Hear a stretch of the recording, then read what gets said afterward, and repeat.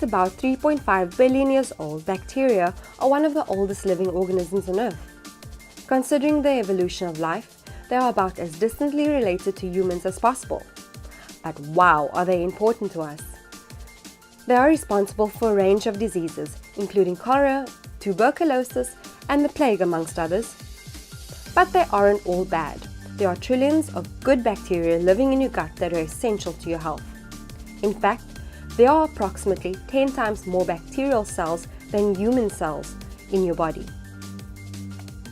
They can produce vitamins, prevent tumor formation, help the immune system fight pathogens, and protect against carcinogens, amongst other benefits. Bacteria cells are very small, much smaller than plant and animal cells. They are found practically everywhere on Earth and live in some of the most unusual and seemingly inhospitable places. As a result, they come in lots of different shapes and sizes.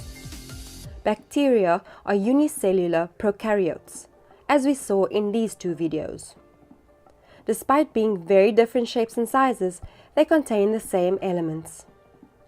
As they are prokaryotes, they do not have a membrane-bound nucleus. The DNA is in the cytoplasm, in the area known as the nucleoid.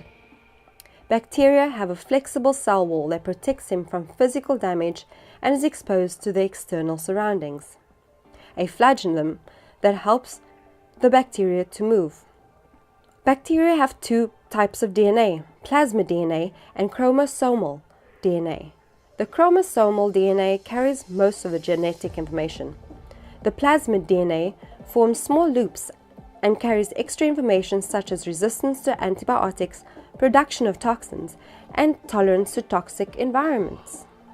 The ribosome is involved in protein synthesis. The pili enable the bacteria to attach to hosts and surfaces like teeth, intestines, and rocks. They are also involved in DNA exchange between bacteria. So there you have the components of bacteria cells. As bacteria are prokaryotes, they do not have a true nucleus but lose DNA in the nucleoid. They also have loops of plasmid DNA and a flagella and lots of pili.